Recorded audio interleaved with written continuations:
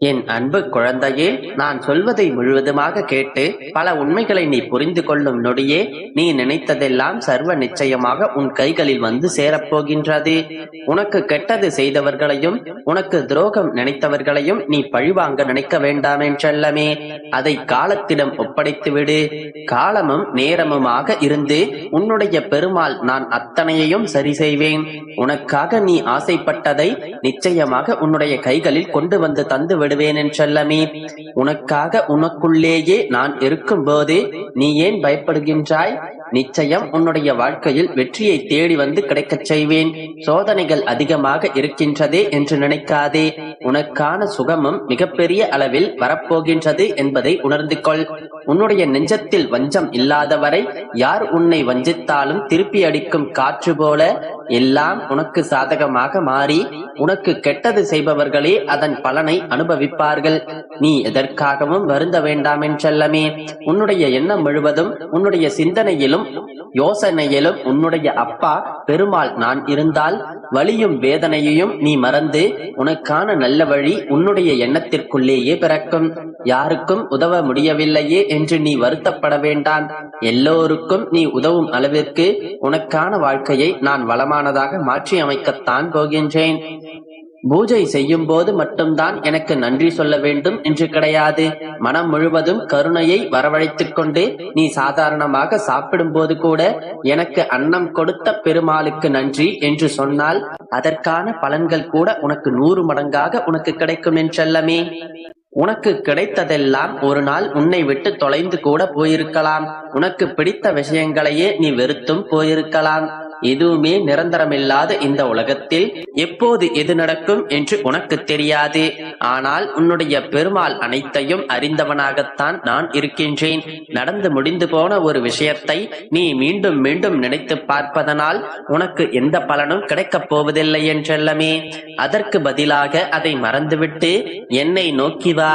உன்னுடைய மனதில் இருக்கும் எதிர்மறை எண்ணங்களை தூக்கி எறிந்துவிட்டு உன்னுடைய பெருமாள் உனக்கு நல்லது செய்வேன் என்ற நம்பிக்கையோடு என்னை தேடி வந்தால் நிச்சயம் நீ நினைத்த விஷயங்களை நீ எதிர்பார்த்தபடியே உன்னுடைய கைகளில் கொண்டு வந்து தருவேன்.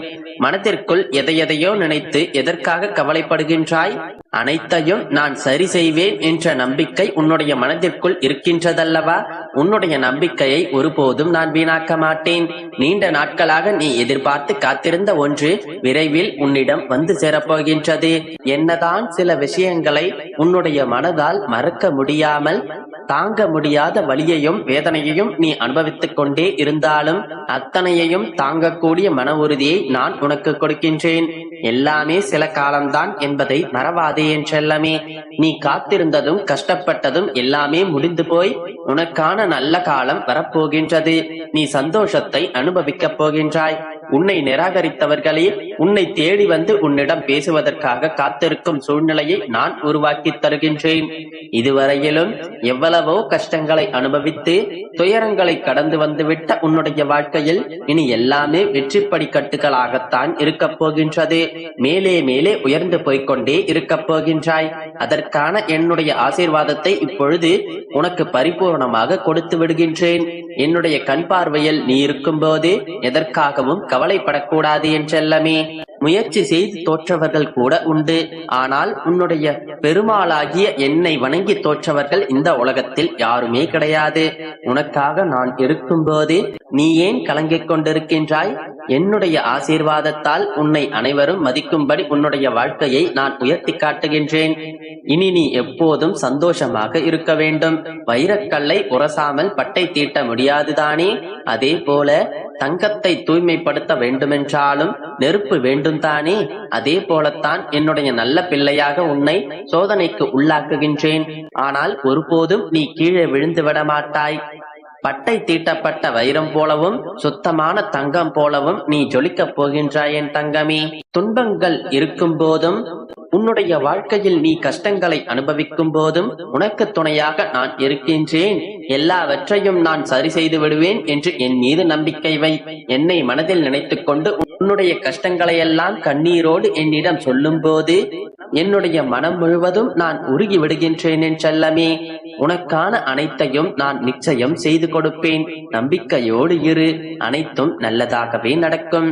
என் அன்பு குழந்தையே, வீழ்வதும் எழுவதும் தான் வாழ்க்கை. ஏன் விழுந்தோம், எப்படி விழுந்தோம் என உணர்ந்தால், அதை அறிந்தால், ஏற்றமோ இரக்கமோ என்றும் வாழ்க்கையில் மகிழ்ச்சி படிகளில் நீ இருப்பாய். தோல்வி பட்ட உனக்குத்தான் வெற்றியின் அருமை தெரியும். எனவே தன்னம்பிக்கை என்ற ஒன்றை உன்னுடைய மனதில் கொண்டு வெற்றிக்காக வரிந்து கட்டு. இந்த நவீன உலகத்தில் போட்டிகளும் போட்டியாளர்களும் அதிகம். எதை கண்டும் யாரை கண்டும் அஞ்சாமல் துணிந்து போராடு. அளவு கடந்த கஷ்டத்தை அனுபவிக்கிறாய் என்று வருத்தப்படாதே. உனக்காக எல்லையில்லாத சந்தோஷம் காத்திருக்கின்றது. கவலைப்படாதே. சாவி இல்லாத பூட்டை மனிதன் உருவாக்குவதில்லை.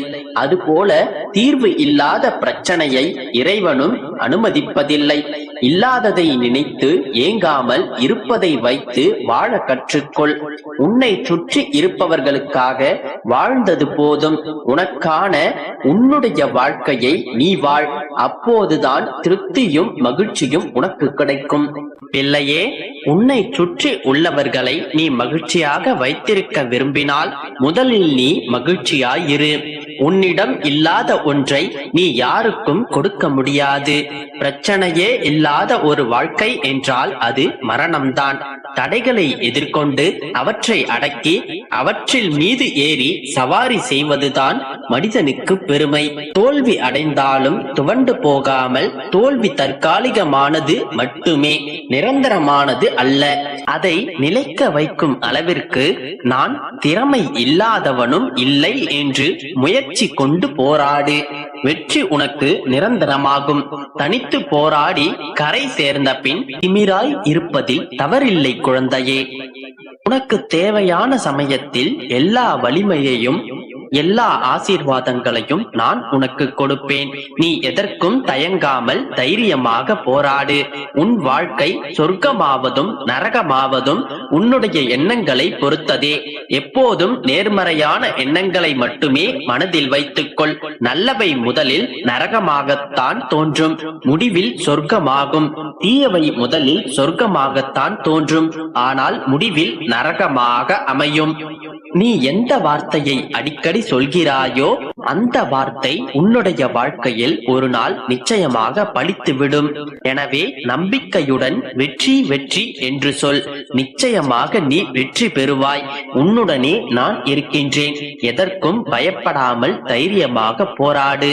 என் குழந்தையே, என்னுடைய அப்பா என்னை எல்லாவற்றிலுமிருந்து விடுவித்து விடுவார் என்கின்ற தைரியத்துடன் காத்திருந்த உனக்கு இப்போது நம்பிக்கை குறைந்து விட்டது. நம்பிக்கை இல்லாமல் போய்விட்டது என்றுதான் சொல்ல வேண்டும். அந்த அளவிற்கு சோதனைகள் பல உன்னை சூழ்ந்து கொண்டிருக்கின்றது.